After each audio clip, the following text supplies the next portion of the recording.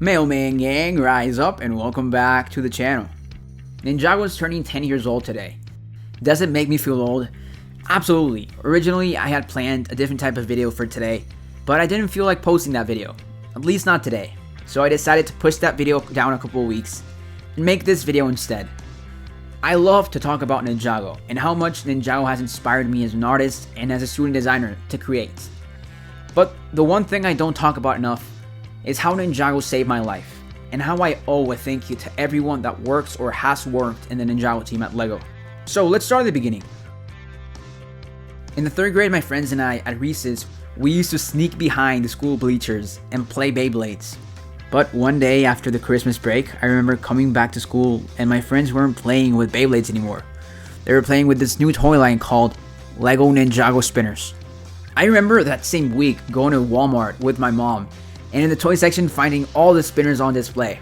Me being the self-absorbed, egocentric punk I was, I got what I thought was the main character of the theme, the Red Ninja, as I called him back then, and for a while I had so much fun, just going every day at recess and playing spinners with my friends. A couple of months later, I got the pilot on DVD, and I became a fan of the world and the story.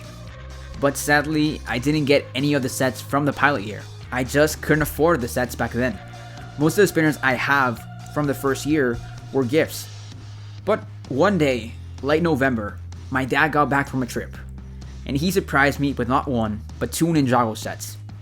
The Rattlecopter and the Venomari Shrine. And that's when it all started. That's when I can say I became a full Ninjago fan. I remember theorizing who was going to be the Green Ninja. I remember anticipating for Season 2. With the fake leaks and the leaked image of Camp Soto, I remember watching Ninjago on YouTube because it wasn't available in Mexico. Writing my own stories and feeling empowered to create. I remember feeling sad when I thought Ninjago was cancelled, and I remember being so happy when the rebooted teaser came out. Over the next 2 years, I'd used all my money and spent it on LEGO. But sadly, middle school came around. At that moment, I had a falling out with my friends that I never reconnected with them. So I made new friends. These new quote-unquote friends had other interests, and of course, they started making fun of me for buying LEGO, so I stopped. And that's when it all went wrong.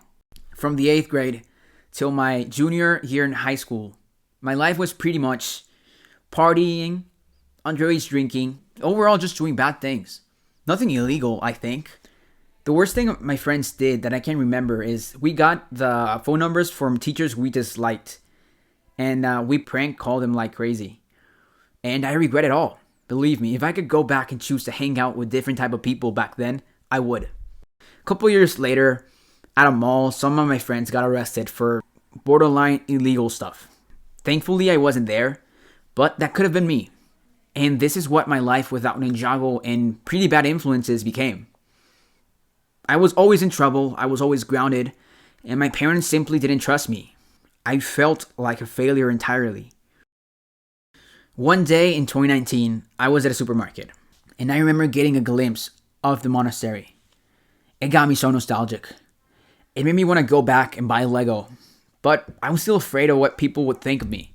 I felt if someone found out or saw me, they were going to make fun of me, like they did in early middle school, and I was just afraid. But then I started rewatching Ninjago again. The first couple of seasons, and then I started watching Season 5 through Season 9, and I realized it. I was a much better human being when I watched Ninjago. In a way, Ninjago helped me get back on the right track. So if anybody from LEGO is watching this for some reason, thank you. I mean it. Ninjago in a way saved my life. This quote-unquote kid show is the reason I turned my life around. And I don't think I'll ever stray away from this path I'm on right now. Ninjago saved my life.